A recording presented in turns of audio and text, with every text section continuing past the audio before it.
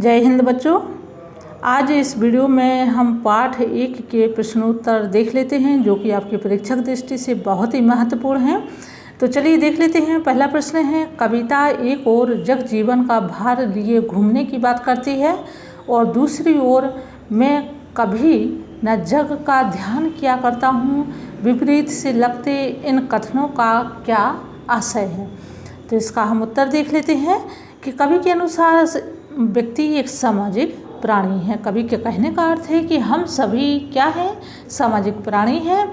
उसे समाज में ही रहकर संसार के रीति रिवाजों का पालन करना होता है। कवि के अनुसार जग के साथ व्यक्ति का रिश्ता खट्टा मीठा होता है, कई विरोधाभास भी उसमें होते हैं, तब भी व्यक्ति को अपने कर्तव्यों के प्रति सचेत एवं सजग रहना होता है। दूसरी ओर संसार की कुछ बातें कवि को कचोटती हैं और उसे पीड़ा पहुंचाती हैं। ऐसे में कवि संसार की परवाह किए बिना अपनी ही मस्ती में जीने की बात कह उठता है। धन वैभव सुख के पीछे दौड़ रही दुनिया में कवि स्वयं को उसका हिस्सा नहीं पाता और बागी स्वर में इस दुनिया के स्वभाव के विपरीत अपना प्रेममयी रास्ता चुनता है। तो ये पहले प्रश्न का उत्तर ये आपका हो गया। अब हम देख लेते हैं दूसरा प्रश्न। जहाँ दाना रहते वही नादान भी होते, कवि ने ऐसा क्यों कहा है। तो इसका उत्तर है, कवि कहते हैं कि यह संसार विरोधाभास मूर्खों का एक जीवंत उदाहरण है। इस जगत में जहाँ एक ओर बुद्धिमान और समझदार लोग रहते हैं तो वहीं दूसरी ओर नासमझ और मूर्ख लोग भी निवास करते हैं।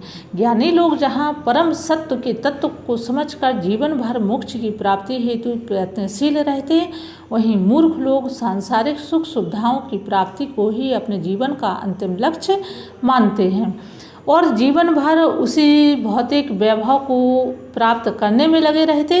संभवतया इसलिए कवि ने कहा है कि जहाँ दाना रहते वहीं नादान भी होते हैं। तीसरा प्रश्न है, मैं और जग और कहाँ का नाता पंक्ति में और शब्द की विशेषता बताइए। तो इसका उत्तर है, यमक अलंकार से अलंकृत इस पंक्ति में, यानी कि इस पंक्ति में जो यहाँ से मैं और जग और कहाँ का नाता, यहाँ यमक अलंकार आता है। तो इस पंक्ति में और शब्द का प्रयोग 3 अर्थों में हुआ है। पहला और कवि के स्वभाव की विशेषता बताते हुए उसे एक भाव प्रधान व्यक्ति सिद्ध करता है। दूसरा और का उपयोग तथा के रूप में हुआ है, जबकि तीसरे और से संसार के निवासियों की भौतिकवादी प्रवृत्ति की ओर संकेत किया गया है।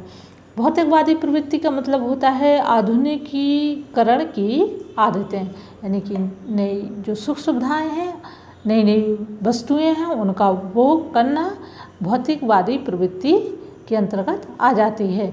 वास्तव में और शब्द कवि और जग के संबंधों के आधार अंतर पर अथवा विरोधाभास का चित्रण करता है। यह कवि की व्यक्तित्व, उसकी प्रवृत्ति तथा उसके व्यवहार एवं जग की भौतिकवादी सोच तथा प्रकृति के भेद का बोध कराता है। अगला प्रश्न है, शीतल वाणी में आग के होने का क्या अभिप्राय है। तो उपयुक्त पंक्तियों का आशय है कि जहाँ एक ओर कवि अपने गीतों एवं रचनाओं का सस्वर पाठ करता है तो उसकी वाणी सुनने वालों को अत्यंत कोमल और मीठी लगती है। संवेदनशील हृदय से निकले कवि के उद्गारों में शीतलता होती है, किंतु वास्तविकता में कवि के गीतों में उसका विद्रोही स्वर छुपा है।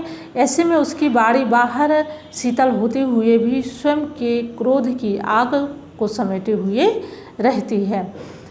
5वां प्रश्न है, बच्चे किस बात की आशा में नीड़ों में झांक रहे होंगे।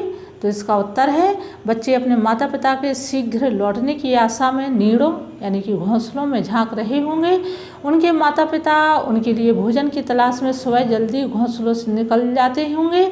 ऐसे में भूख से व्याकुल एवं माता पिता के वात्सल्य से वंचित बच्चे अपने अभिभावकों के जल्दी से जल्दी लौटने की प्रतीक्षा में आकुल रहे होंगे। इस प्रकार कहा जाता है कि माता पिता के सानिध्य कि प्रत्याशा में बच्चे नीड़ों में झांक रहे होंगे। सानिध्य यानी उनकी देखरेख, प्रत्याशा यानी कि उनके प्रति अत्यंत तीव्र इच्छा। अगला प्रश्न है 6वां, दिन जल्दी जल्दी ढलता है की आवृत्ति से कविता की किस विशेषता का पता चलता है?